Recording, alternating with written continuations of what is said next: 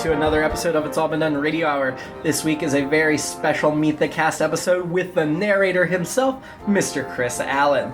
Before we get to that, please support Circle 270 Media. That is a network our podcast is a part of, and we're super excited to be a part of them. So head on over to circle270media.com for more information. We're also a part of IABD Presents. It's All Been Done Presents is the Columbus-based entertainment content provider with podcast, written work, and more. And the and more also includes some video. If you go to YouTube and search IABD Presents or It's All Been Done, you're going to find our channel. Or you can just go to iabdpresents.com and click on the video icon there to get right to our YouTube channel. So far we've had some behind the scenes stuff for the radio hour, and there's a few other things. Hopefully we'll get a regular series going on there soon.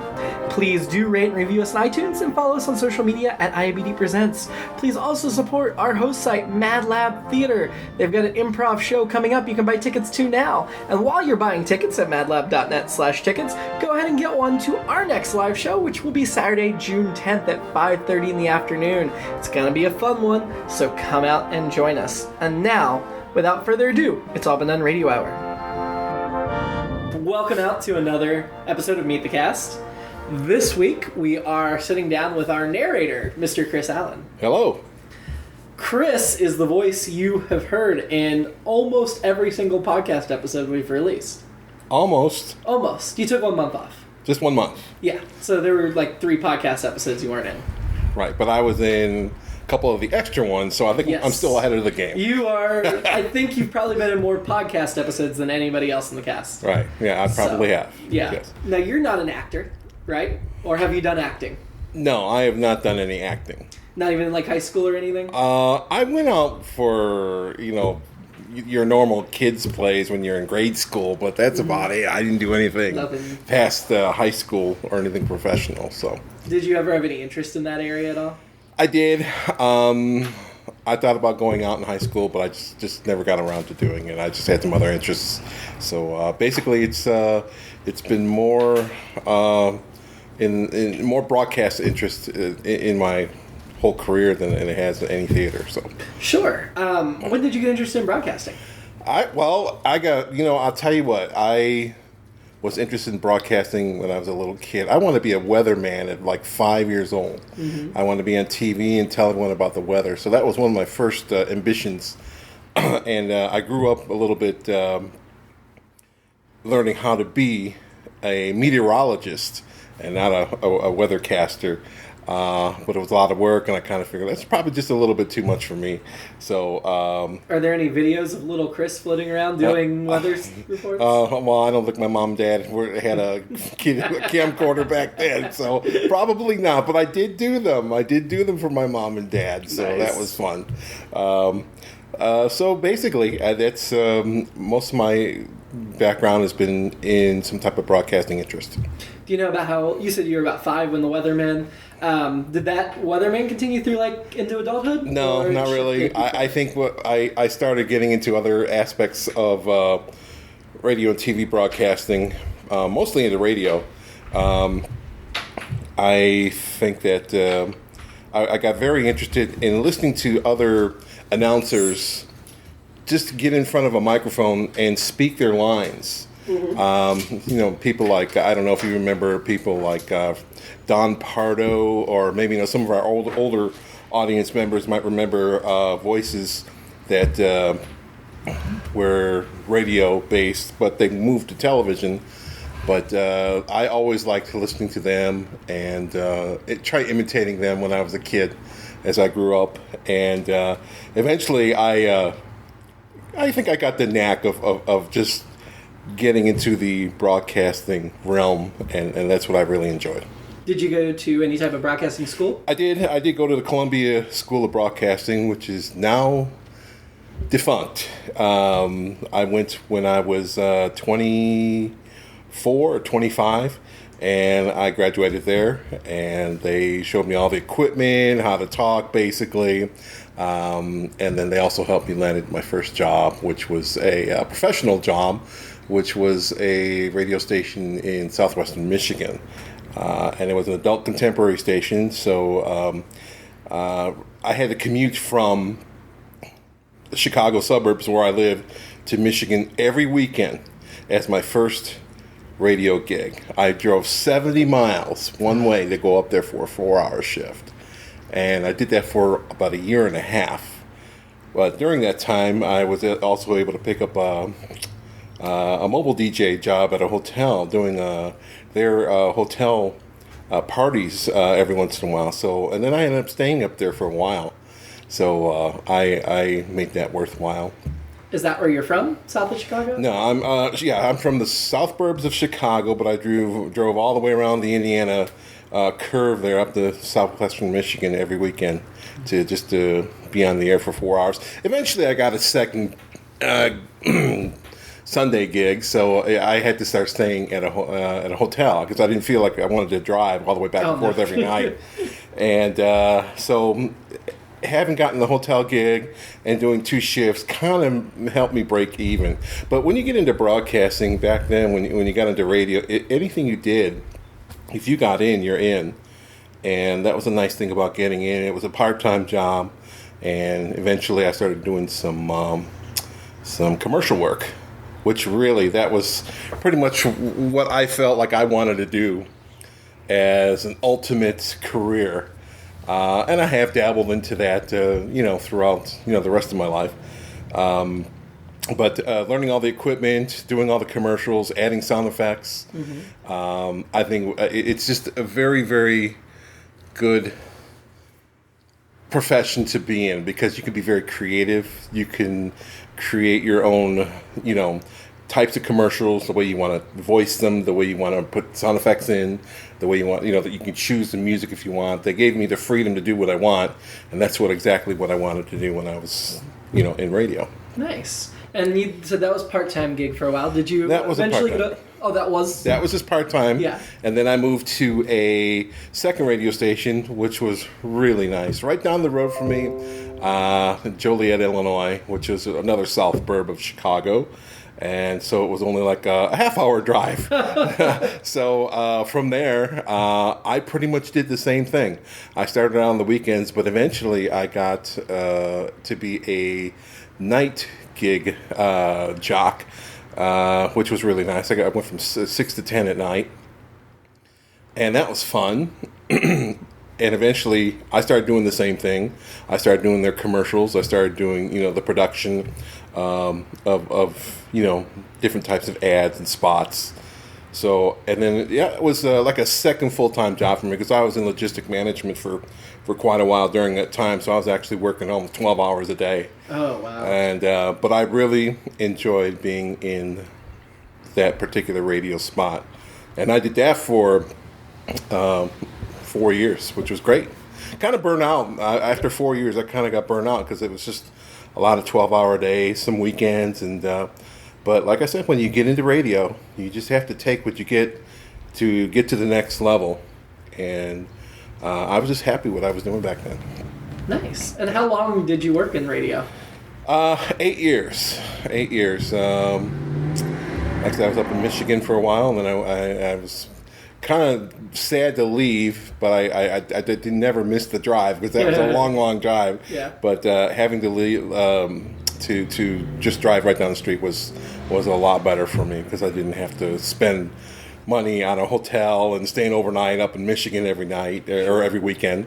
So that was kind of like a trade-off and a reward. What did you do then?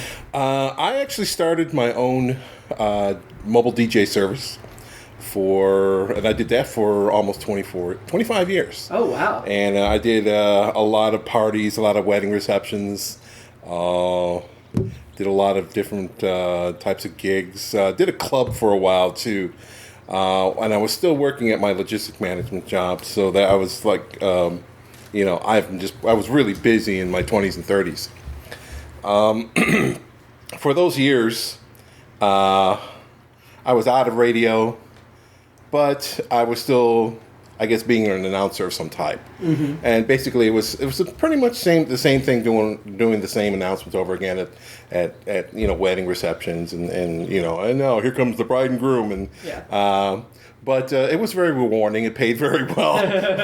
Those gigs are really, really good. I mean, you got to give up your weekends too. But for the 4 short hours that you lug heavy equipment around and set up and help people start their lives in a good kicking party, I think it was very rewarding for me too. So that's why I like doing that. Yeah. What made you give it up? I gave it up because I was getting tired of lugging all that equipment every single weekend. I think I did that for almost 24 years. And after 24 years, I kind of figured, well, there's something else that I could do because, the music's changing. Everyone's, more wanting more hip hop and everything. And I was fine with that. But I just felt that I still had an itch for broadcasting. Mm-hmm. And that's when I started, I got back on the internet with all the vinyl records that I have, because I have a huge collection in my basement. My wife just kills me for taking up half of the basement of all the records that I have down there. And I've always been a vinyl hobby enthusiast. I still go to record swaps and meets every single time they're in town.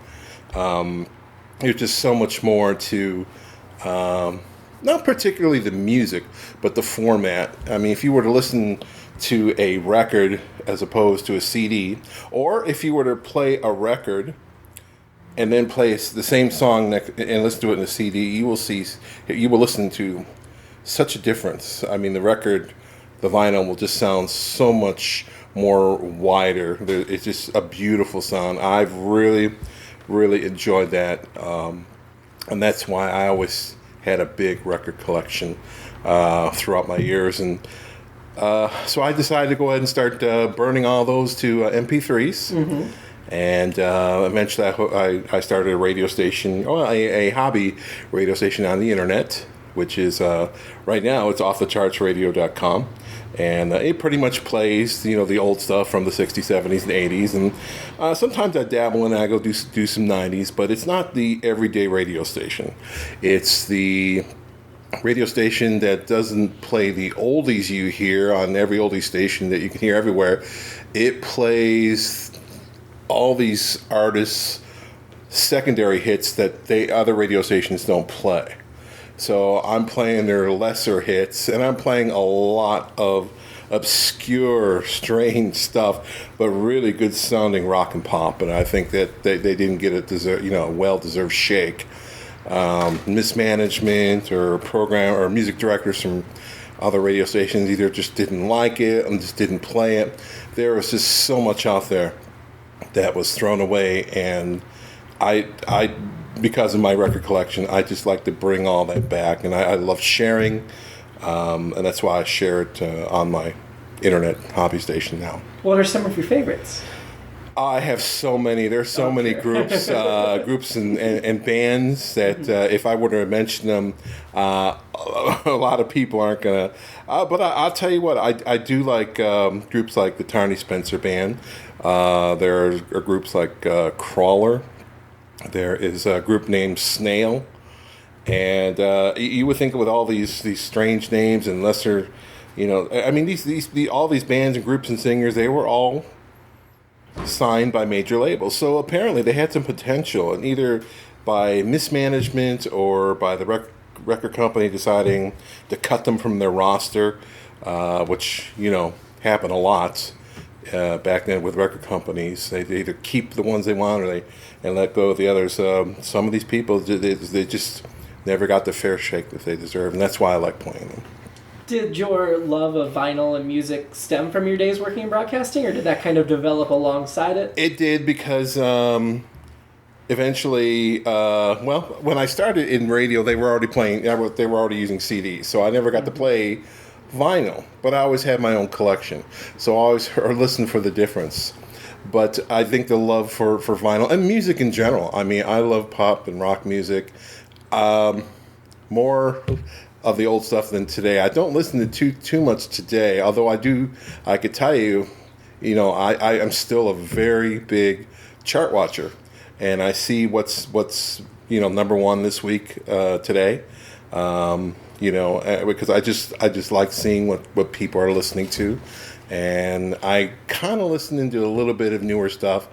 Just to see what people are listening to. So it's not that I don't like everything that's out there. I love just music in general, just pop and rock sound. But it's changed over, through so many years. It's quite different. Do you buy many new vinyl records, or are you going for more of the older? No, I go for the older vinyl. The older vinyl it's a little more expensive. You have to do a lot of shopping. You have to do a lot of searching.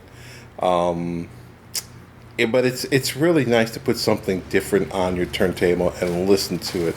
It just has that unique sound of vinyl, and it's always a different type of sound from the band or the singer or whatever you're listening to. And of course, there are a lot of new groups and singers, and today that release them too. I don't buy too many of those, but I do. I do very few.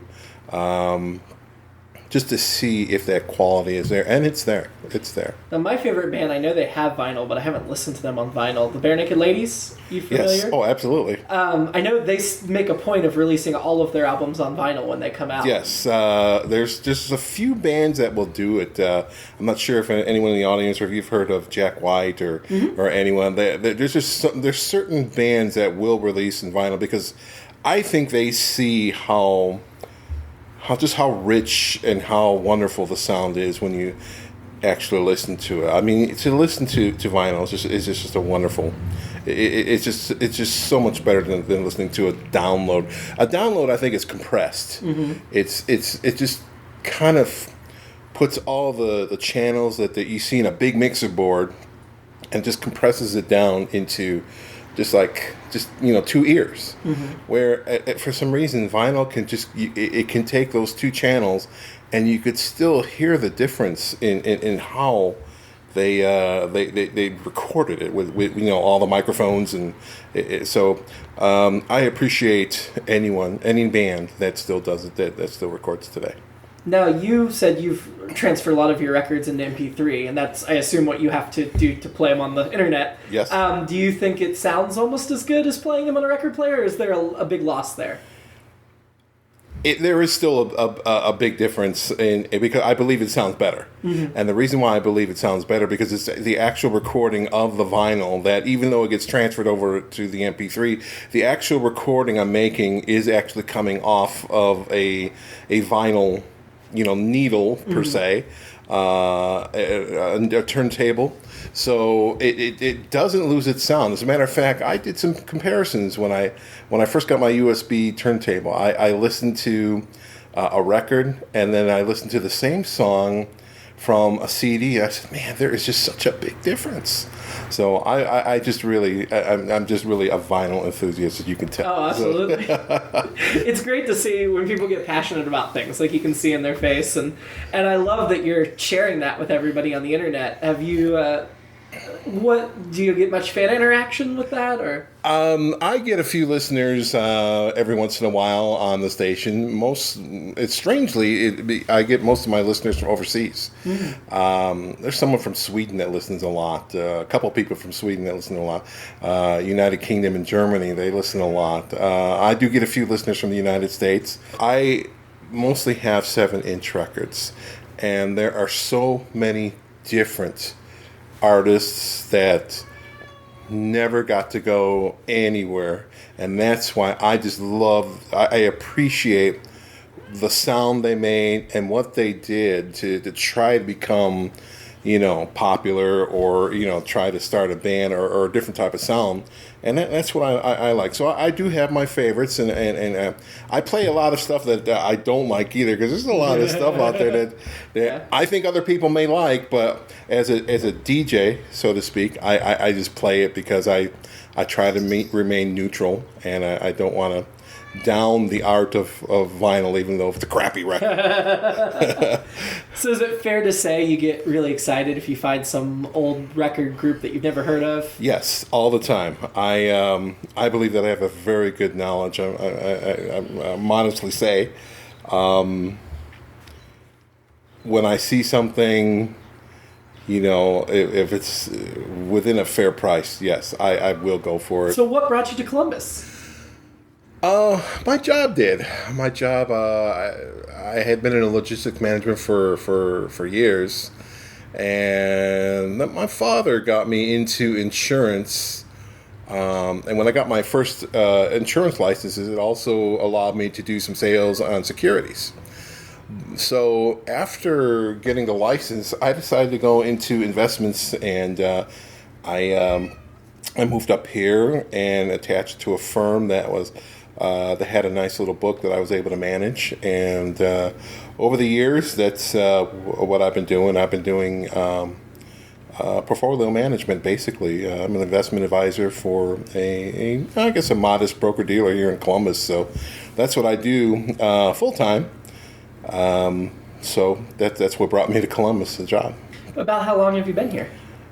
I'd say a little more than, I'd say going on 11 years. Okay. But so I've enjoyed it. Nice long time. Oh, yeah. What do you like about the city? It's diversity. I think there's a lot of good people here. There's a lot of, just a lot of enthusiasm for their sports. It's just been a very, very nice place to settle into. I've enjoyed, all the theaters. I've enjoyed a lot of different venues, plays when they come into town, so I do stay a little active in seeing things when they come into town. Mm-hmm. One thing that you currently are the only cast member that can say this is you have children, right? Yes, I do. I do. No, I thought, I've never really looked at anyone else to see if they had any kids. I don't believe anyone else does. No, I do have a daughter. Give us a little time. Well, she's 20 years old, mm-hmm. And after 18 years, she decided once she turned 18, she's going to fall in love, run off with the first guy that comes along, and get married. And after 3 months of turning 18, she did all of those. Oh no! And so it was just a whirlwind, and all that Jedi training just did not work. In training her up and growing. But she's a really good girl, and she's learning. Some of our cast members are about the age of your daughter or close to it. That's right. Yeah, I feel so old being around. Oh, I do too. So that probably gives you a different perspective on our group because you see. It does. You're up here, but you also have. It does, but you know what? Having to work around people, having to serve people and their accounts in my job for so many years, older people. I think it's just good to get out and just be with part of a group that I've enjoyed to love every single one in this group. It's kept me feel younger. I just really am glad. I feel that they accept me for who I am for being older, but I do enjoy everyone's company. I think they're just a great, talented group of people. I don't think you're thought of as the old guy. I think you feel like part of the group. You get your licks in. Yeah, I'm kind of quiet when I'm around everyone, but if people knew me, just get those zingers in. Well, I do. I haven't really, honestly. I just don't think I've really. I'm a little more cautious in what I say and because I just don't want to sound stupid. But if I were to get to get together with my brothers or my family, I can really let them go. So I'm a little bit more reserved around them, around the group, because I just feel that I don't want to sound dumb and trying to tell a joke or try something witty. I'll just throw something in there real quick and just hopefully it works. So most of them seem to have no shame. You think that's your age and your wisdom holding you back a little bit? No, they're very good in just coming. And maybe one day I'll get to that point. But I'm a little more reserved around younger people. What attracted you to the show? The stories, the fact that it's that's a little bit different for me in doing an announcing. I realized when I was going to be doing it, that's all I was going to be doing was be announcing. I felt that I just wanted to be some type of just a a flow through to explain things and to announce things, and that's what when I saw the ad to become or to audition for the announcer, I felt that I had a pretty good chance of auditioning and landing the part because of all the announcing background that I had. So it's a little bit different because it's live theater and it's in front of people, whereas all of my life I've done things in a studio and behind a microphone to a studio to an audience I can't see. So it's a little bit different. And I thought that would be a little bit different to try to see how different it's going to be. So that's what really wanted me to try this out and see if this was going to work. It was interesting because we had a number of people audition for the narrator announcer role, but you were the only one that only sent an audition for that and said that was the only part you were interested in. Well, I was thinking about other voices, and I had done a very few in all of my radio commercials, so I wasn't sure if I was ready to get back in there or anything, and so I decided, well, I better just start very, very small and just go with the announcer and just hope my luck holds up. So that's why I just auditioned for the announcer. I have to say, as the person that cast the roles, I was honestly a little surprised to get somebody that had such a background in broadcasting and stuff to show up to do this unpaid monthly show in a comic book shop. To me, if I were you, I'd almost think, not beneath's probably the wrong word, but just like you probably had, looking at what this was to start, I might think I had more valuable use of my time. Oh, I was like, at the time when I did it, I was holding up a sign that says, "We'll announce for food." That's what I was doing because I just wanted to do something other than my hobby on the internet, which I don't do too much of announcing on that very much anymore because the audience is not as big as I want it to be. But so I wanted to try something different, and that's why I went ahead and I auditioned for it. And I really, really, I'm glad that you decided to go ahead and bring me on. Oh, I very much appreciate all of the work you've done for us. I mean, I think you did every extra show we did. I think that one monthly show you missed for a vacation, but I don't think you missed anything else. Right, and we have a few more to go this year. Oh, yeah, we've got some more coming up. We'll definitely do West Grandview Fringe Festival again. We love Woosley. Yeah. We'll do whatever he wants us to do. But besides announcing, you have played one role on the show, which only 2 weeks ago went up on the podcast. You played Hugrappa's mother. Yes. What made you decide to leave your narrator mic behind and come out and do a character? It was a very small role. It only had a few lines. So when I thought about whose mom being a guy, I started thinking of this image of what whose mom was going to look like. And so what I think in character acting, you have to, what they say is you have to really play the role and play the personality of what this person or alien or whatever it's going to be is going to look like. You want to give it its personality. So I just threw, I don't know what type of voice I put on, but I kind of figured it was, I don't know, was it hairy? Was it skinless? Was it 10 feet tall? So I just decided just to try something different and trying Who's Mom. Well, all of the members of whose species we've met have been voiced by the opposite gender. That's just a thing we've done with that race for whatever reason. I don't know why. It seemed funny at the time. Oh, it is. It is. I think people, if they're following it, they realize that's really a good thing to listen for. To listen to all the women doing the men's parts, for whose family and planet. I would imagine. Which segment is your favorite? My favorite is Universe Journey. For Trekkies, for those that I listened to or I've watched in, Trek, Star Trek and original and second generation, et cetera, I think some of the stories in Universe Journey take you back to the TOS series. I feel like there is a character and personality to the narrator, especially in how you interact with. I'll tell you what about this. Sometimes The narrator can be sometimes a prick to some of the characters.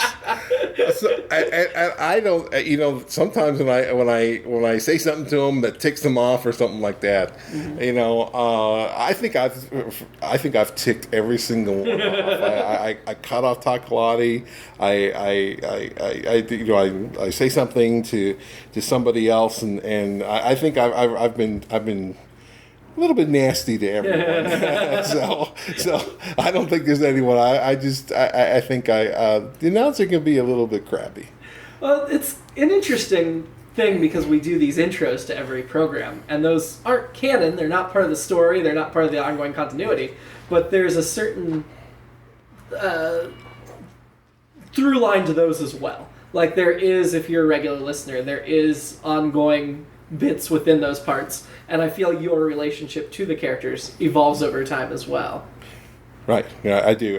There are some that I think I feel are I don't know. I think overall, I think I tick everyone off at some point or another. But then again, I do maintain a very good rapport with all the characters. So that's what makes it fun. Part of our podcast, I stole this from Paul F. Tompkins' podcast, Spontanea Nation. He makes his guest star every week or month or whatever episode, ask a question for the next person.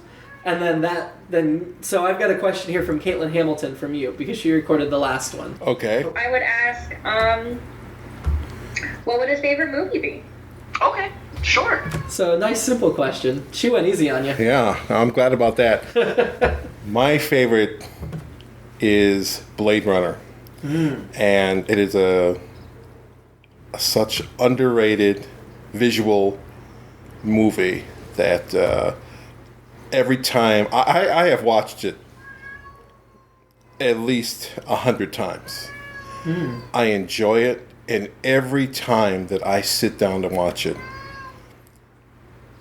you see something different in it every time you watch it. It's not a great movie. It is, in terms of a story, it's just a cop and robbers type of story. But to see them to do a futuristic world, only 30 years into the future, and made it look so bleak, I think to see our culture change in such a span of 30 years from when they made the film to 2019, when that movie supposedly took place. It just makes you wonder what happened in those 30 years. It's a dark world. There's very little sunshine in it. It's raining a lot. Fashions are different. Where we have not flying cars per se, where you would see something out of the Jetsons, or you would see something like in a cartoon, but something very realistic, where how did this technology come across in 30 years? So I enjoy watching it because it's just a wonderful visual movie. And as far as movies are concerned, I always go for visuals. I don't like, and at that time when they made the movie, they didn't have too many CGI effects at the time, 82, when they made the movie. But when I went to go see it for the first time, I was just absolutely floored by what they created. And looking back at it now, just to see, we're only a couple of years away from 2019, it's just amazing to see some things that are true, but some things that will never come true, but how they decided to create these things in the span of time of 30 years and how things progressed on the planet Earth. That's what I just enjoy about it. The next person will actually be Amanda Iman. So what question would you like to ask her? You have watched... Oh, I like that. Yeah. We will ask her. Thank you, Chris. Okay. Go to offthecharts.com. Anything else you want to plug? Offthechartsradio.com. That's it. And I appreciate being here and everyone listening in. Well, thank you very much. It's a real pleasure to have you on the show. Well, thank you. It's all been done Radio Hour number 74. Meet the cast number 13, Chris Allen. Starred Chris Allen. Go to offthechartsradio.com to see more of what Chris does and hear some of the great music he was talking about in this episode. Go to it'sallbeendonradiohour.com for more information about our show and follow us on social media at IABD Presents. Have a good week. Microphone today. You know, I told him I might get a little nervous and that I might forget my lines. Wait a moment. Gets better. Anyway, welcome to It's All Been Done Radio Hour. This is like the radio serials of yesteryear, which, contrary to the beliefs of some of our younger cast members, I don't remember. I mean, I'm not that old. You know, I think I can finish this. I think I got the confidence now.